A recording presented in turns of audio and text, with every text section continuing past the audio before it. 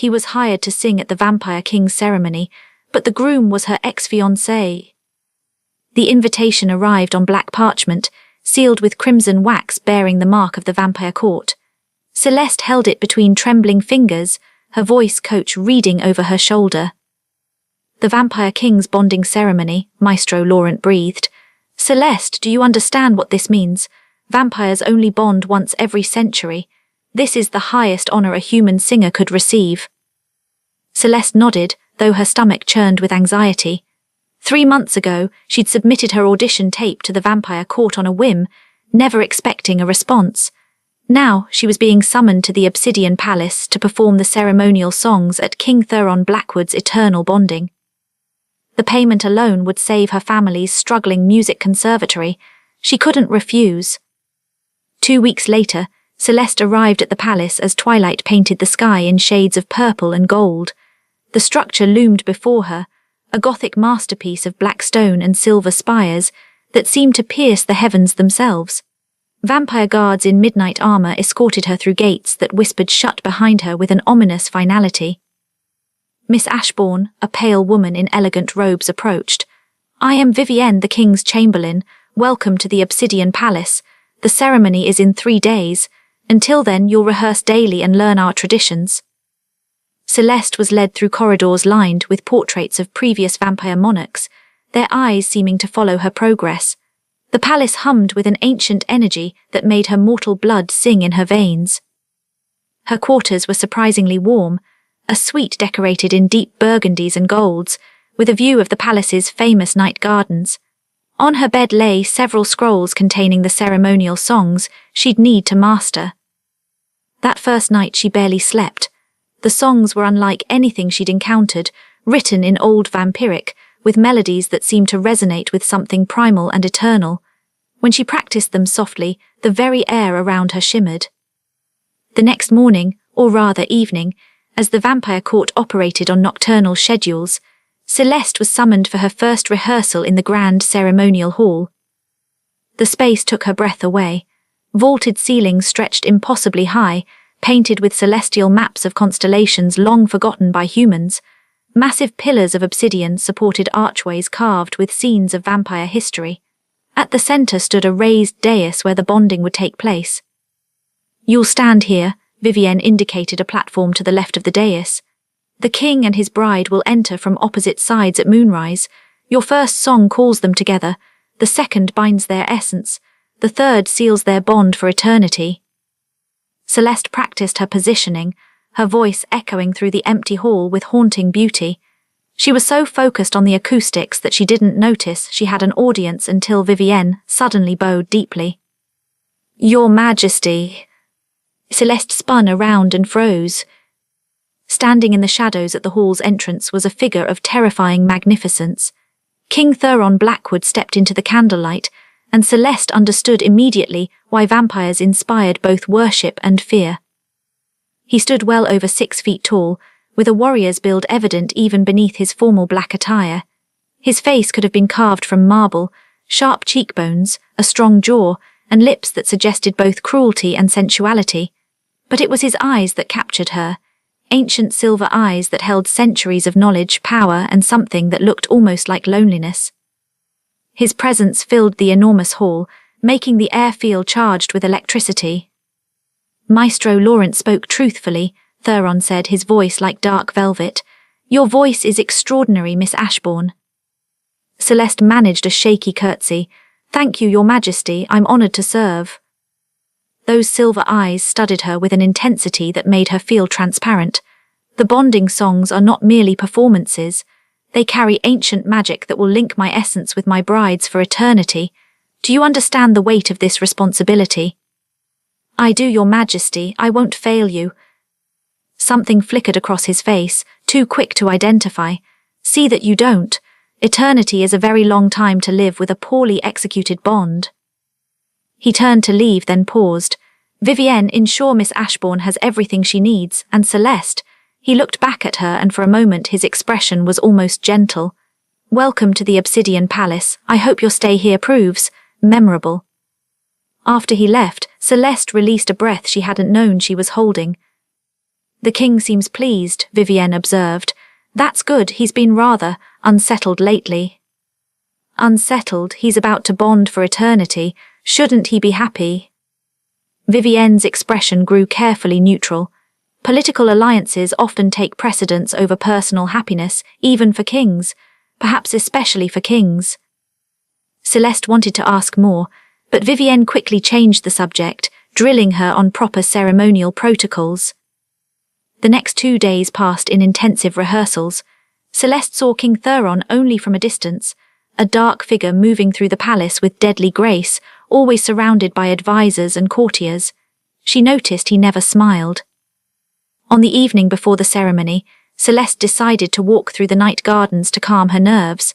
The gardens were spectacular, filled with flowers that only bloomed under moonlight, their petals luminescent in shades of silver and blue. She was admiring a particularly beautiful moon orchid when she heard voices from beyond a hedge of midnight roses. "Theron, you can't go through with this," a male voice urgent and concerned. "I have no choice, Marcus." That was definitely the king's voice, but tired in a way she hadn't heard before. "The treaty with the Northern Covens depends on this bond. Without it we face war." "There must be another way. You don't love Seraphina, you barely know her." "Love is a luxury I cannot afford. I am king. My personal desires are irrelevant." Celeste knew she should leave, but something in Theron's voice, a profound sadness, rooted her to the spot. "You're condemning yourself to an eternity of emptiness," Marcus said softly. "I've been empty for centuries," Theron replied. "What's a few more?" Footsteps approached her hiding spot, and Celeste quickly hurried away, her heart aching for a king who had everything except freedom. She returned to her quarters troubled but pushed her concerns aside. She had a job to do. Whatever King Theron's personal feelings, the ceremony would proceed and she needed to be perfect. The day of the ceremony arrived. Celeste was dressed in a gown of midnight blue that flowed like water, her dark hair woven with silver threads that caught the candlelight. Vivienne led her to the grand ceremonial hall, now transformed into something from a dream. Thousands of candles floated in the air, casting dancing shadows across the obsidian pillars. The vampire nobility filled the space, hundreds of immortal beings in their finest regalia, their collective power making the air shimmer. At the center, the ceremonial dais had been prepared, covered in white rose petals that glowed like captured moonlight. Celeste took her position on the platform, her hands folded to hide their trembling. The orchestra of vampire musicians settled into place, their instruments ancient and strange. As moonrise approached, silence fell over the assembly. Then, from the eastern entrance, King Theron appeared. He wore ceremonial armor of black and silver that made him look like a god of war. A crown of dark metal rested on his head, set with stones that seemed to hold captured starlight. He moved with predatory grace down the aisle, his expression completely unreadable. He took his place on the dais, standing alone, waiting. The orchestra began the processional music, haunting and beautiful. Celeste prepared herself to see the bride for the first time, curious about the woman who would become vampire queen. The western doors opened. A figure appeared, dressed in white ceremonial robes that trailed behind her like snow. Her face was covered by a traditional bonding veil, but something about her height, her posture, the way she moved was achingly familiar. Celeste's breath caught in her throat. No, it couldn't be. The bride processed down the aisle with measured steps, accompanied by her attendants. As she drew closer to the dais, one of the attendants adjusted her veil, and for just a moment, Celeste saw her face clearly in the candlelight. The world tilted. It was Meredith. Meredith Ashford, who had been engaged to Celeste's fiancé 2 years ago. Meredith, who had smiled at Celeste's engagement party while secretly meeting with David in hidden corners. Meredith, who had stolen the man Celeste loved and then disappeared from society so completely that Celeste had assumed she'd left the country. But she hadn't left. She'd been claimed by the vampire court, groomed to become vampire queen. And she was about to bond eternally with King Theron. Celeste felt ice flood her veins. The irony was devastating. She'd been hired to sing at her ex-fiancé's lover's wedding, But this was so much worse, so much more complicated. Because as Meredith took her place on the dais, as Theron's silver eyes met those of his bride-to-be, Celeste saw something that made her heart fracture. She saw the same emptiness in Meredith's eyes that she'd heard in Theron's voice in the garden. Neither of them wanted this. Vivienne gave Celeste the signal. It was time for the first song, the calling.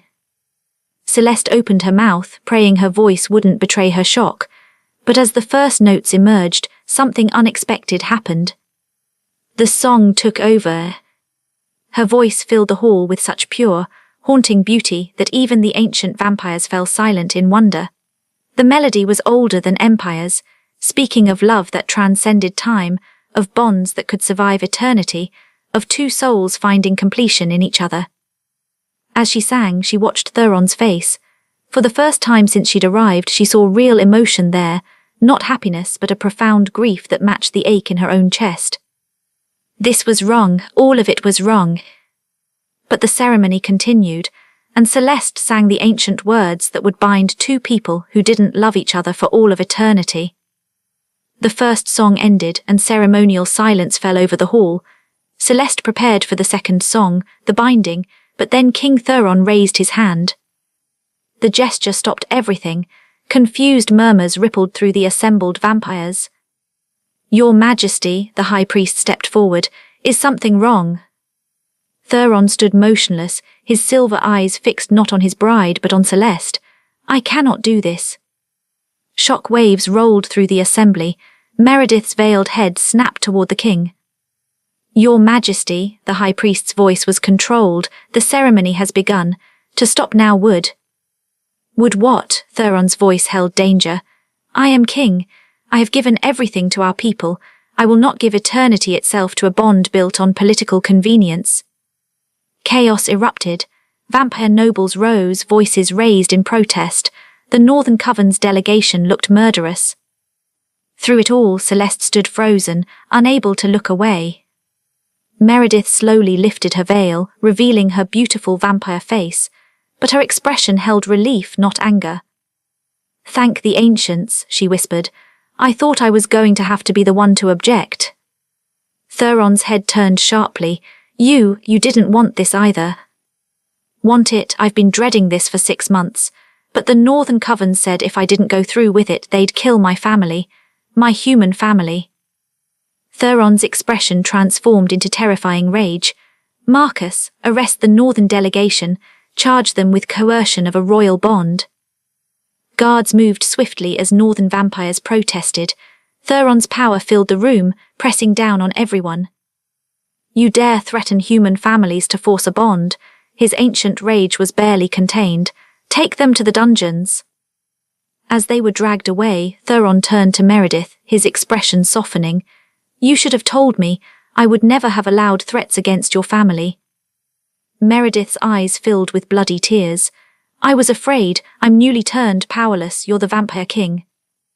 "This ceremony is concluded," Theron announced to the assembly. "The bond will not proceed. Lady Meredith is free with my protection.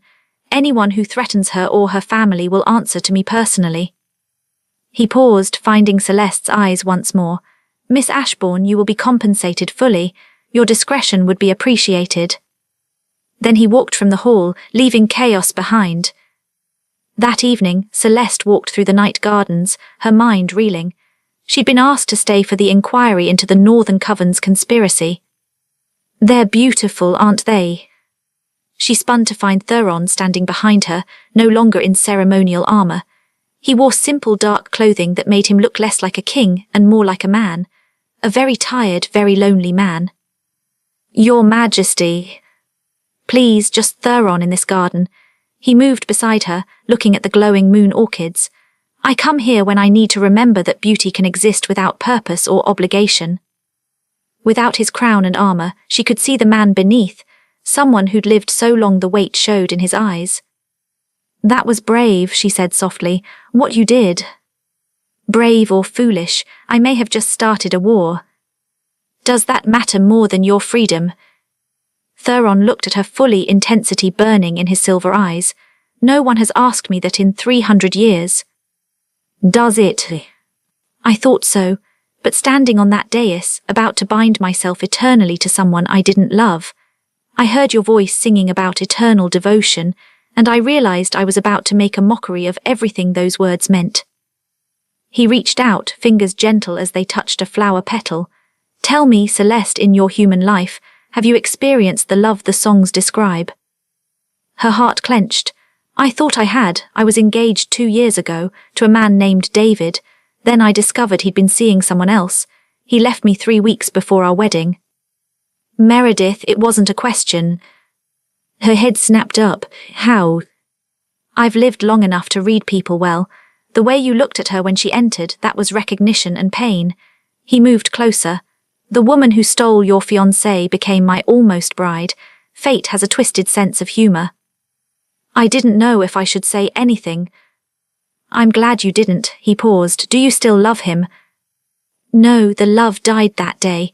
What haunted me was wondering if I was ever enough. You were always enough. His voice held absolute certainty. His blindness speaks only to him, not to any lack in you. Something in his tone made her brave. And you, in 300 years have you experienced that love? His expression became distant. Once, a human woman named Catherine, we had 10 years before age claimed her. She asked me to turn her, but I refused. I'd seen too many forced turnings end in madness. So I held her as she aged, and when she died, part of me died too.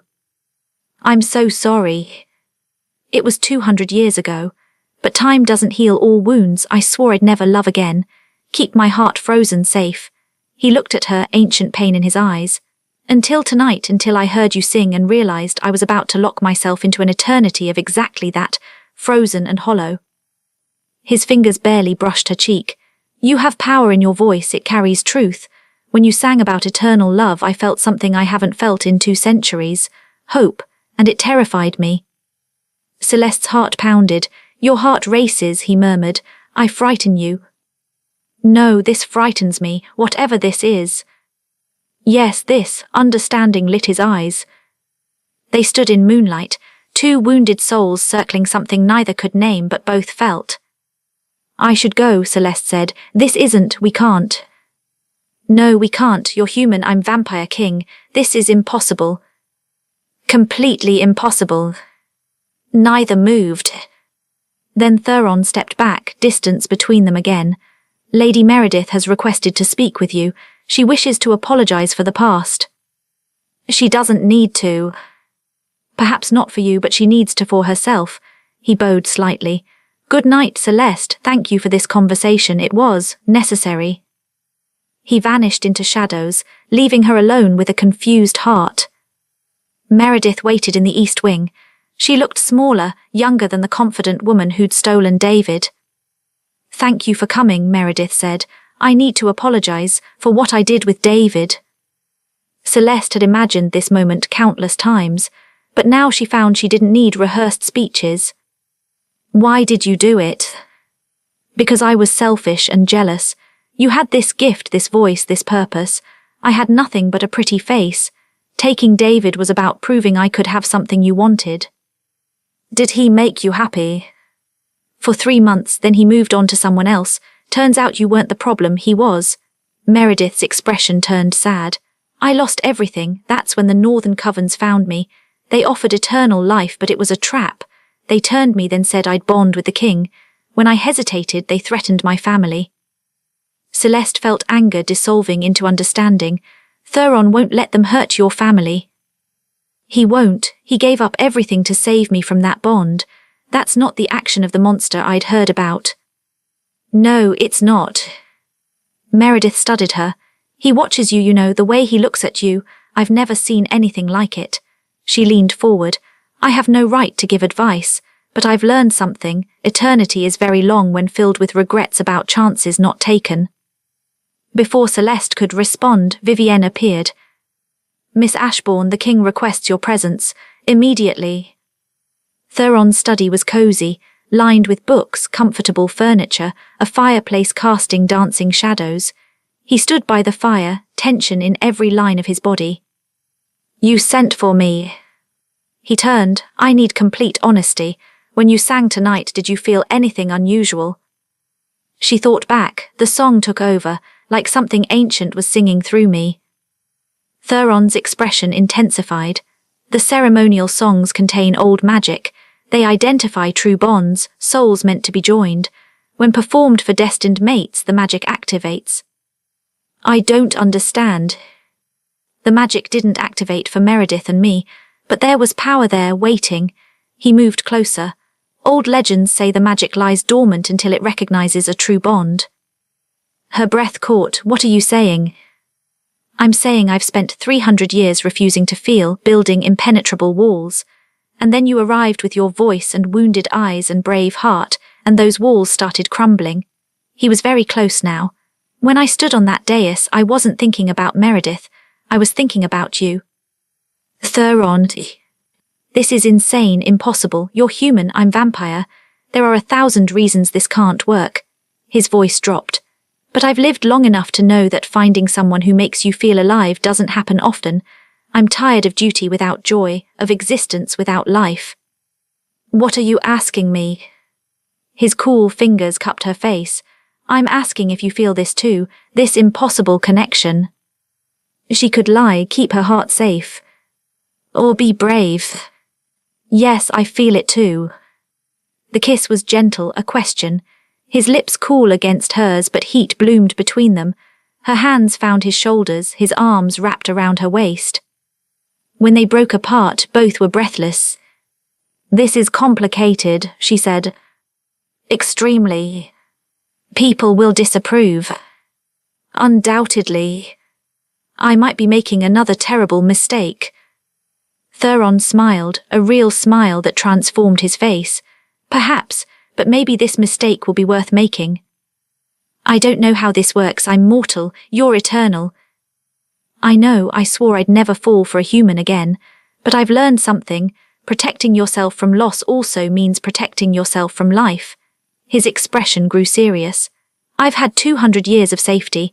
I'd rather have whatever time we can steal together. I'm supposed to leave tomorrow. I know, but I could stay for the inquiry, and maybe the ceremonial singer should learn more about the court for professional development. His smile was radiant. Professional development, of course. He kissed her again, this time with less hesitation, more promise. When they finally parted, both knew everything had changed. The impossible had become inevitable. 3 months passed. Celeste became the court's master of ceremonies, filling the palace with music. But everyone knew her true role, the human who captured the vampire king's heart. The most obvious change was in Theron himself. Your Majesty seems almost happy, Marcus observed. It's unsettling. Theron didn't look up from his correspondence. I'll try to be more tyrannical if it makes you comfortable. The Northern Covens have agreed to our terms, reparations, apologies, and a new treaty against forced bondings. Marcus paused. They suggest the king should still bond, but this time choose his own mate, someone of his heart regardless of politics. Theron's expression was carefully neutral. How progressive. The court is talking about you and the human singer. I'm aware. Theron stood, looking out at the gardens where Celeste walked among moon orchids. Just seeing her made something in his chest warm. I've spent 300 years doing what was expected, and I've been miserable. She makes me want to live again. Is that so wrong? Marcus's expression softened. No, but she's mortal. You'll watch her age, then lose her to time. I know, I think about it constantly, but the pain of losing her eventually is preferable to the emptiness of never having her at all. Have you discussed this with her? We've talked around it, but I've been a coward. Theron's voice was heavy, afraid that once we face reality she'll make the sensible choice and leave. Then stop being a coward, Marcus said gently. Celeste was in the music conservatory when Theron found her, working on a new composition.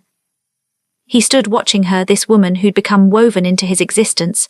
Morning walks, evenings by the fire, late-night conversations, stolen kisses, the gradual, terrifying process of falling completely in love.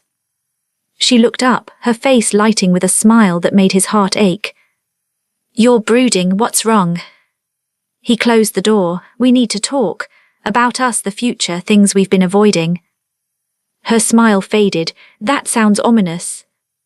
Not ominous, necessary. He sat beside her. These past months have been the happiest I've known in 2 centuries. I've fallen in love with you deeply, completely. I love you too, you know that. I do, and that makes this harder. He took her hands.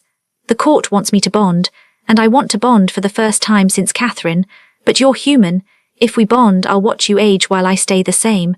When you die, I'll still be bonded, able to feel your absence for thousands of years. Understanding dawned. You're worried about me aging. Yes, I went through it once. It nearly destroyed me. This time would be worse, an eternal wound. Celeste was quiet. There's another option. You could turn me. Theron flinched. No. Why not? The transformation is traumatic. It changes people. They lose their essential spark, their humanity. I've seen it too many times. He cupped her face. I love you because of your humanity, your warmth, your mortality that makes every moment precious. I won't risk destroying that. So what are you saying? We should end this. I don't know. I just know you need to understand what you'd be choosing. Aging while I don't, eventually dying while I continue. If we bond, I'll carry that loss for eternity. Is that fair to ask? Celeste stood, pacing. Finally she turned. Life itself is uncertain. I could die tomorrow or 50 years from now. There are no guarantees. The question isn't whether I'll die, that's certain. The question is how I want to live. And how do you want to live? Alive, really alive, the way I feel with you. She knelt before him. Before this palace I was sleepwalking, teaching, performing, protecting myself from heartbreak. You've made me want to risk again, want to feel again. Celeste. Yes, I'll age. Yes, that will be hard. Yes, I'll die and leave you. But the alternative, walking away to avoid eventual pain, means we lose all the years we could have together. She took his hands. I'd rather have 50 years of really living with you than 100 years of existing without you. Theron felt hope and fear tangled together. You make it sound simple. It is simple, not easy but simple. Do we love each other enough to make this worth it? Yes, God help me, yes. Then that's our answer. She kissed him. We have however much time we have, let's not waste it being afraid. He pulled her close, breathing her in warm and alive and human.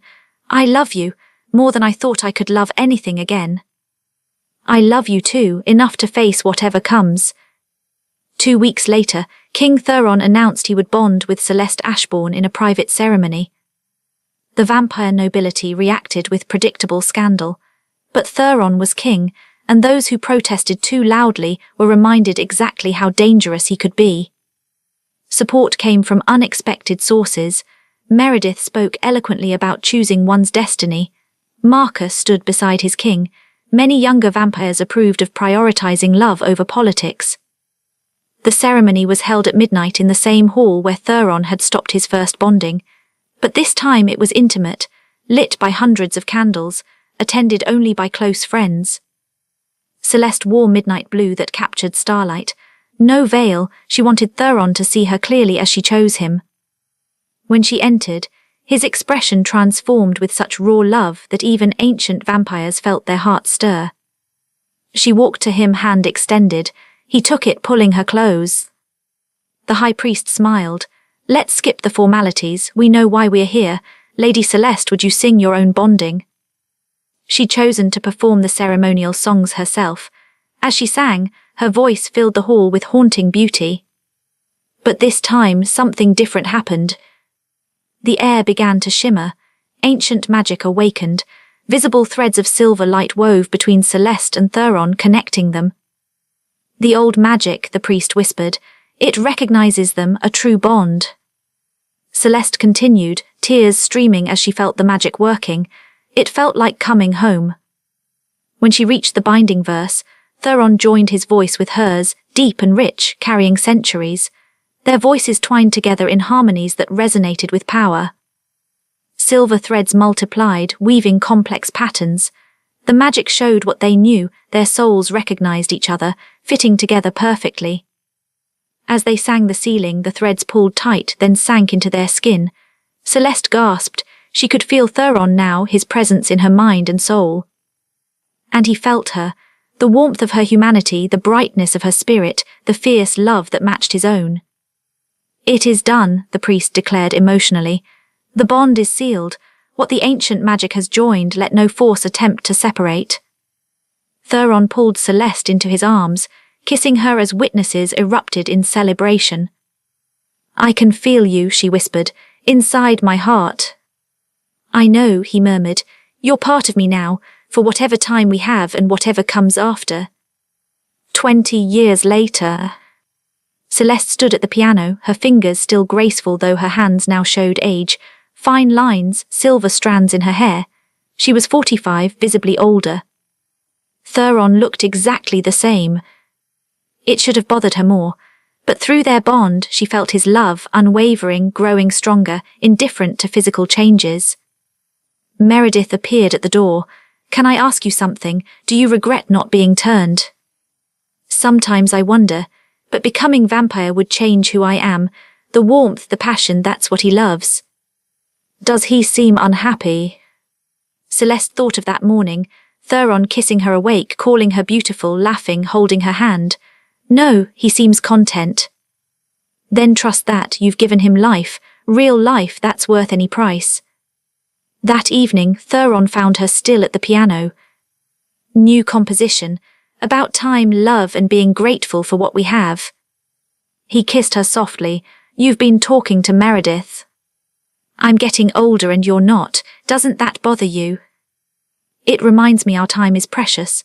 He turned her to face him. "Every line on your face is a map of our life together.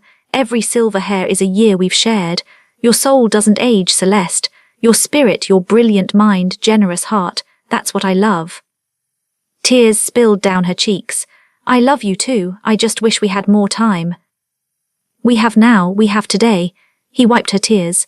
"And I intend to fill it with so much love you never doubt you are cherished exactly as you are."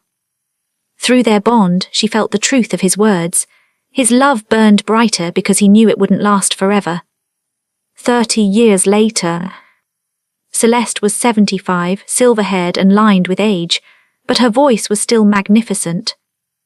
Today was the 50th anniversary of their bonding. She'd insisted on singing one more time. She stood before the assembly looking fragile but fierce. She began the bonding songs and the years fell away. Her voice was still pure, still powerful, carrying 50 years of love. When she finished, absolute silence. Then the entire court rose in standing ovation, honouring the human who'd loved their king so completely, she'd changed the court itself. Thuron crossed to her, pulling her into his arms.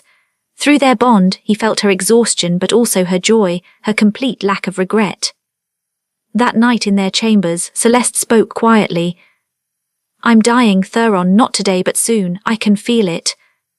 He'd known, through their bond he'd felt her life force dimming, but hearing it shattered something inside him. "Please don't ask me to turn you," he said, voice breaking. "I could keep you but it would change you. I love who you are too much." "I wasn't going to ask. I've lived the life I wanted. It's been extraordinary. I regret I can't keep you forever." "But you will, bonds are eternal. When I die I'll still be with you through that connection." She kissed him. "Promise me you'll keep living, really living, find joy again eventually." "That's impossible." "Promise anyway, for me." He held her close, memorizing everything. "I promise, though it may take centuries." "That's okay, you have centuries," she smiled.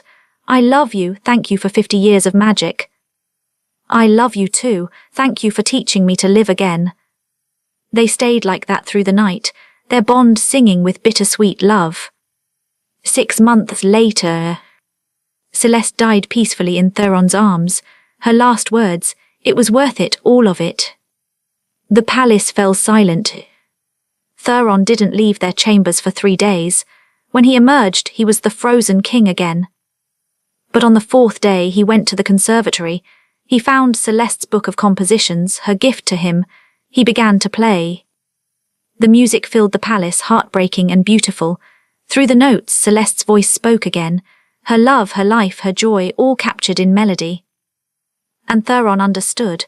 This was how she'd stay, Through the music, through the bond, through the changes she'd made in him. The grief would always be there, but so was the warmth she'd kindled, the capacity for love she'd reawakened. She'd made him promise to keep living, and so he would. 100 years later, the palace had transformed under King Theron's rule, a place where bonds were honoured above politics, where love was valued. The conservatory had been renamed the Celeste Ashbourne Memorial Hall, the finest music school in all realms. Every spring on the anniversary of her death, Theron stood before his court and sang. His voice carried her songs into the world, keeping her memory alive. The bond persisted. Sometimes he swore he could still feel her, warmth in the coldness, light in the darkness. She'd been right, the bond was eternal. Those 50 years with Celeste were the ones that mattered, the ones that transformed him from a monster ruling from frozen walls into a king who led with strength and compassion. She'd saved him, not from danger but from emptiness. She'd taught him to truly live.